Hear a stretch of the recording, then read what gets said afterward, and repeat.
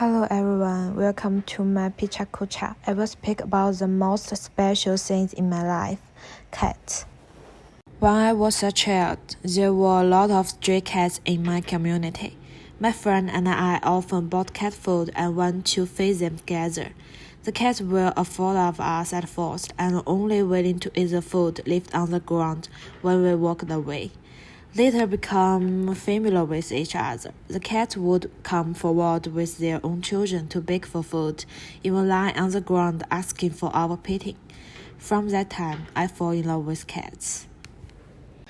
This was my first cat, who was called Maury, that I adopted at a vet hospital when I was 50 years old.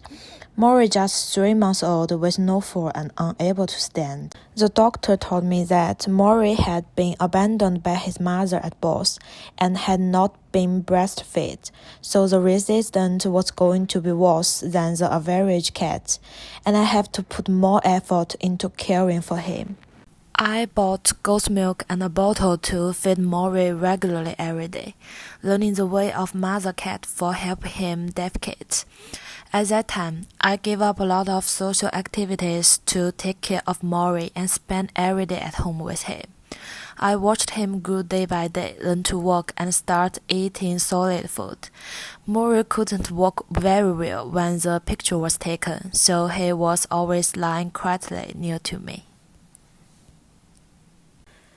After about a month, Maury was able to live independently, so I was no longer by his side at all times. When I came home one evening, my sister told me in tears that she has accidentally squeezed Maury when she closed the door. I rushed into the room, entire lower body of Maury being completely unconscious, but he still struggled to run towards me and let out a weak cry. 2 days later, he was gone from me forever.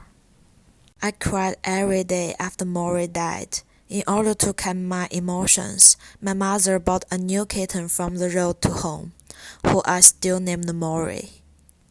Maury was a stray cat, and when he first arrived home, he was skinny, small, and dirty. I bought the most expensive cat food and the best toys for him. I doubled down on being nice to him, hoping it could ease the guilt and sadness I felt inside my heart. Looking back now, Maury is the worst character cat I have ever seen. Maybe because he had been wandering outside since childhood, he was always on high alert for humans. Even after half a year together, Maury still resisted my touch and kisses, even suddenly attacked me. Apart from that, the sofa in the house was used as a tool to sharpen his claws, and the trash can was often tipped over. Even so, I still love him very much in my heart.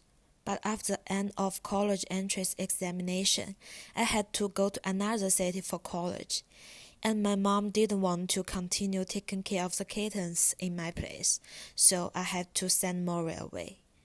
I posted the adoption information online, and a young lady contacted me who promised to take good care of the kitten. It was then I secretly made up my mind that I would often check up on Maury and visit him whenever I could. At first, the adopted lady still often sent me pictures and videos for Maury, but then the contact became less and less. All I know was the young lady had moved to Shanghai with Maury.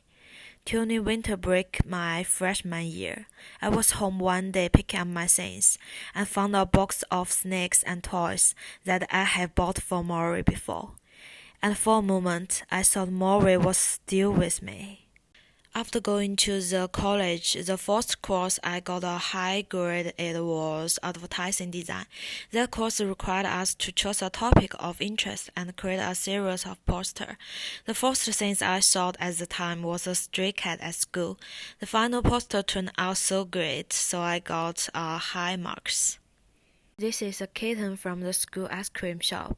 Shopkeeper always places the cat toys and snacks on the table for the convenience of students and cats to play with.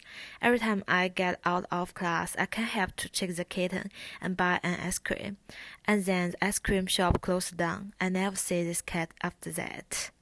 During my sophomore year, I chose a part-time job at a cat cafe near my school. I didn't know anything about how to make coffee at the time, and what really appealed to me about the part-time job was the cats in the shop. Although the work is hard at times, I still feel warm when surrounded by a group of cats. While working at the cafe, I met my ex-boyfriend Wen, who was a barista at the shop and would sometimes discuss cat-related topics with me. After getting acquainted slowly, he used to teach me by making coffee, and we would go out and watch movies together. After about 3 months, we were together. I found this kitten on the side of the road, about 3 months old, and not a fault of people at all.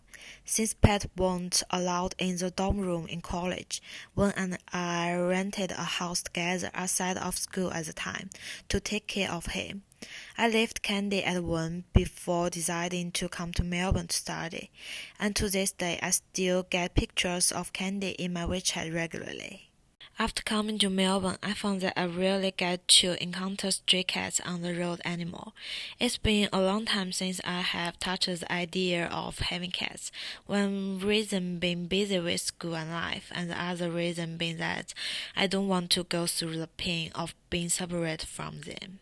The emoji I normally use is a good chunk of them are cats. Some of them were collages from internet and some were made by myself. My friends also know that I'm really fond of cats, so they often send me pictures of cute cats as well. I'm not a big fan of mobile games, but I have been playing for a long time for the game Cats Backyard.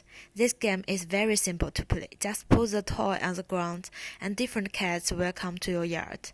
By playing the game for a couple of glance during busy work hours, the body and mind are able to relax. About a month ago, I started playing the Switch game Animal Crossing, and Jack is my favorite animal in the game, a gray cat with glasses.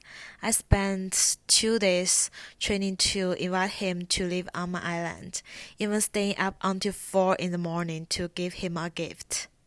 Actually, I have very complex emotions about cats and I love them very much. But right now, I'd rather help taking care of others' cats than have one of my own. I'm an international student with no stable life and move around a lot. I have no way of taking them back and forth between China and Melbourne, and I don't want to leave them in the care of anyone else again. Nowadays, being able to look at pictures or videos of cats online is enough for me, I think.